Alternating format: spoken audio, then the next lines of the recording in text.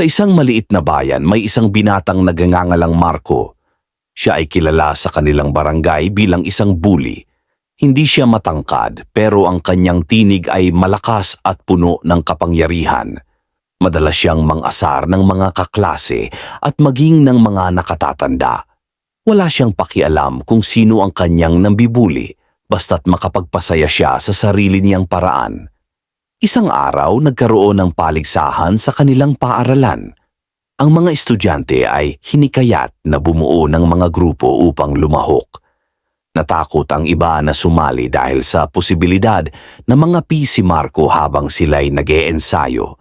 Dahil dito, may isang batang babae na si Lily ang nagdesisyong magbuo ng isang grupo ng mga hindi popular at nagtangkang sumali sa paligsahan.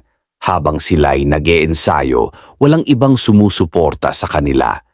Si Marco kasama ang kanyang mga kaibigan ay madalas na dumaan sa kanilang practice area at nangaasar. "Anong klaseng grupo yan? Tiyak na talo lang kayo," sabi ni Marco, na may kasamang tawa ng kanyang mga kaibigan. Pero sa kabila ng pambubuli, tuloy-tuloy pa rin si Lily at ang kanyang grupo sa kanilang pagsasanay. Kakaiba ang kanilang diskarte.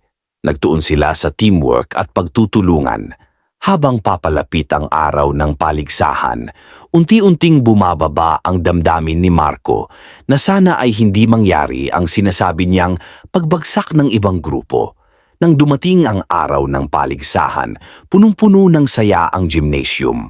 Ang bawat grupo ay nagpakita ng kanilang talento at pagsisikap. Si Lily at ang kanyang grupo ay naghandog ng isang makulay na pagtatanghal na puno ng saya at positibong mensahe. Habang sila ay nagtatanghal, napansin ni Marco na maraming tao ang namamangha sa kanila. Nang matapos ang lahat ng presentasyon, nag-anunsyo ang mga guro ng mga nanalo. Ang grupo ni Lily ang itinanghal na kampiyon. Ang lahat ay pumalakpak. At hindi makapaniwala si Marco na hindi na siya ang pinakamagaling. Sa media ng kanyang mga kaibigan, nadama niya ang pagdududa at kahihiyan. Matapos ang paligsahan, lumapit si Marco kay Lily. "Sorry na sa lahat ng pambubuli ko," sabi niya nang tila nahihiya. "Gusto ko sanang maging kaibigan mo." Nagulat si Lily, pero ang puso niya ay puno ng pag-unawa. "Walang problema, Marco. Bawat tao ay may pagkakataong magbago," sagot niya. Mula noon, nagbago ang ugali ni Marco. Tinangkang niyang maging mas mabuting tao, nakipagkaibigan sa mga dati niyang biktima at natutong talikuran ang kanyang masamang ugali.